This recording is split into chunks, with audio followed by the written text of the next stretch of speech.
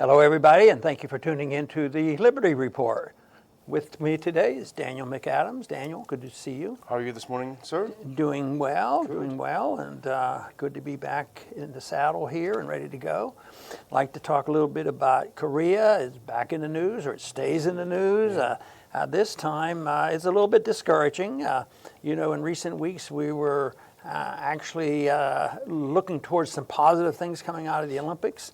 Looks like we're not going to get much of a peace dividend out of this, but the North Koreans are sort of sticking to their guns and have cleaned up their act a little bit because they went there and they suspended the testing of their nuclear weapons or their missiles. We don't know about the nuclear weapons. But they are sticking with that and still want to have talks. But it looks like our side's doing a little bit differently because immediately now Trump has announced accelerated, much more serious, many more sanctions, 27 countries involved. And that's hardly the way to have a breakthrough with somebody. I mean, he isn't treated like some of our other presidents have treated some pretty tough leaders, whether it was with Reagan or Kennedy or Eisenhower. They at least, talked to people a little bit more, and that's how we gradually, ended that Cold War. But we now are seeing tremendous effort on this on the sanctions. But the one thing that caught me on this story was that they really want to have tough law enforcement. So we got to stop anybody moving in there with a ship and trading. So they don't want to look too aggressive. So they're just sending these less aggressive Coast Guard cutters to stop and check and find things. I think, the Coast Guard's supposed to guard our coast. And we're supposed to guard our property, our coastline. But here we are over there with the Coast Guard, enforcing laws over there. It makes no sense. It would make more sense to have the Coast Guard a little bit closer to home. But this might be a reflection of what some of these people think, that their responsibility is worldwide, that we're the policemen of the world, and it's no different to them, whether we're dealing with the coastlines of North Korea or the coastlines of South Carolina. For them, it's all the same. Yeah. Americans in the media love to laugh at North Korea, this goofy president, goofy country, backward people. But what's interesting about the whole Olympics chapter is that they came off looking very good propaganda-wise. They unrolled the charm offensive, which irritated everyone here. They came off looking very good, and the U.S. came off looking very buffoonish. From Mike Pence, vice president, refusing to cheer any other team, refusing to look back at Kim Jong-Un's sister and the whole thing, and now ending it up with new sanctions. The U.S. comes across as just kind of a ham-fisted tyrant, and North Korea comes off looking better. And it looks like they're pretty serious about, increasing the sanctions and the protectionism, and they're not backing off. And Trump said he was a protectionist, and he is. But he had a real hawkish protectionist in the campaign and in the early days of the administration. But he was sort of pushed aside. But I noticed that he was just brought back in. Peter Navarro, he's back in the fold on advising, on these trade policies. So it's a serious move. It's a continuation of it, and they always do it in the name of national security. If you say it's national security, you can do anything you want. Nobody dare talk about it. So this is for national security purposes. Some of the big sanctions now is to protect steel, and we've been through the protectionism of steel for years and years. And they do this with never a thought that there could possibly be a retaliation or a possible injury to American consumer. They don't believe that for a minute. They just see they're very narrow. They have these blinders on. Oh, you put on sanctions, we put them out of business, and the Americans will produce the same steel for the same price, which is completely wrong, because we're probably importing something like steel because we get a better deal, which helps them and helps us. But they don't see it that way. I remember back when you were in office, I had some local companies come and visit with me on this trade issue because they deal with downstream steel products, the things that aren't made in the U.S. So, but Trump called these the heaviest sanctions yet. That's the quote that he used. And what the whole thing is that other companies, other ships were violating the sanctions by trading with North Korea. North Korea needs to have some fuel. They need to have coal. They've got cold winters. People freeze to death. So companies are jumping up, actually engaging in market activity. Right. And the U.S. wants to put the kibosh on that. So what it did, as you pointed out, it sanctioned 20-some companies and countries, targets China, Hong Kong, Singapore, and Taiwan-based companies, because these ships flagged from those countries are in the high seas doing some trading with North Korea, selling them some fuel, some coal. So the question is, how far will the U.S. go? They're trying to rattle the sabers and say, we're going to start boarding ships. But do you really think the U.S. is going to start boarding Chinese vessels out there? There's no way, and they're not going to go into the China Sea where these free lanes are transporting trillions of dollars worth of trade. But it's a lot of noise. But sometimes that gets out of control, and they will put on sanctions. He's already done that, and they don't know exactly when the other countries, whether it's China or Russia, will get pretty annoyed with all this. But this affects all countries. Any country that dare sell anything to North Korea, it affects them too. So it's not going to help our standing in the world. I think our credibility continues to go down, and this certainly will be the case.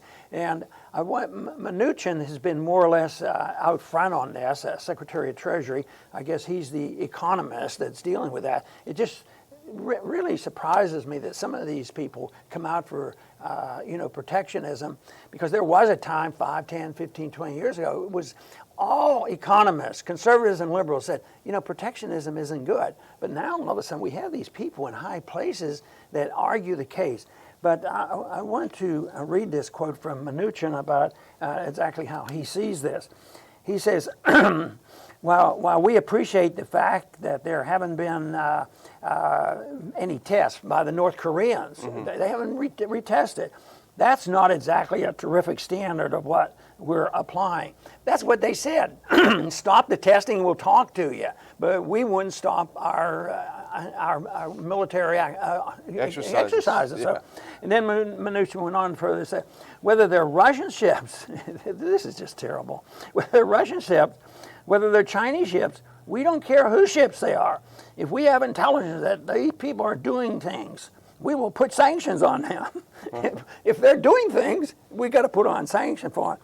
And yet we're now scheduled to have a big military exercise over there, and then we will throw out a word. Yeah, we're willing to talk to them, but so far, only on our terms. And it looks like the North Koreans caved in a bit by doing no testing.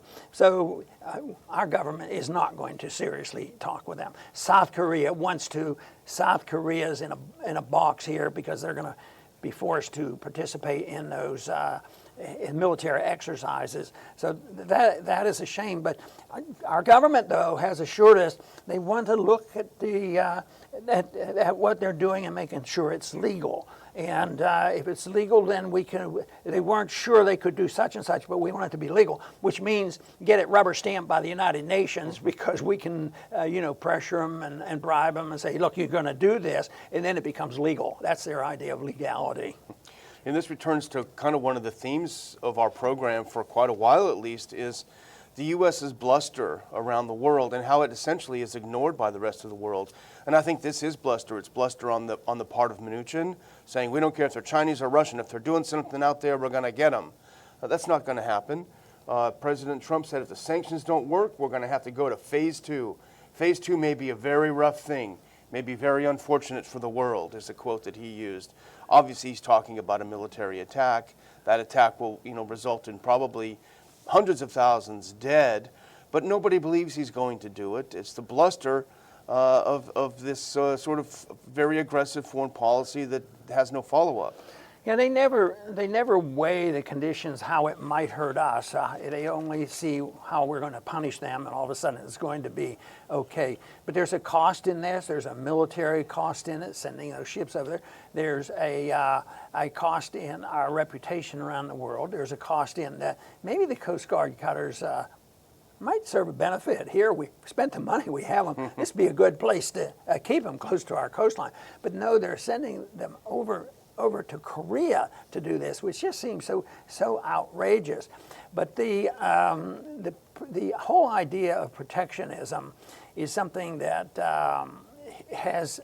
Like I said, I thought at one time they've sort of dispelled that. People know there's retaliation, there's trade wars, and of course even the founders talked about this, and they said that the more you trade with people, the less likely you're going to fight with them, and if you have trade wars, you're more likely, to get into a war, and it won't be I can't believe that North Korea is going to do anything to precipitate the war, but if something happens where the Chinese get further involved, something could happen there. But I don't know if anything good can come from this. I think everything bad, not only economically, but geopolitically, is going to be a negative. And sometimes when we have these conditions, it takes a long time, the conditions of protectionism and war, to work that out. And we were there, but now the whole effort is to move back, and it's so superficial. And there's a lot of people who support, tariffs because they think, on the narrow sense, that will benefit American people, and yet there's no evidence for this.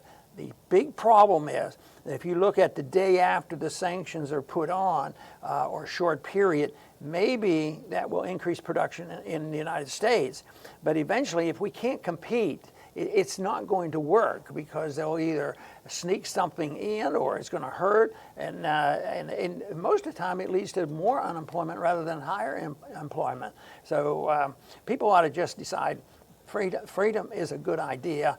And the other reason why I like free trade is I see people as with individual sovereignty. You work hard, you should keep what you earn, it's your money, the IRS shouldn't take it from you, and you ought to be able to spend it the way you want. And if you decide that there's a foreign car that has a better price and a better car, why shouldn't you have the civil liberty of spending that money there? Maybe that'll put an incentive to somebody here in this country to build a better car. If you protect a weaker economy, it's sort of like the bailouts. You're protecting the weak companies. This will not improve things, and that's one reason why the market works so much better than government management.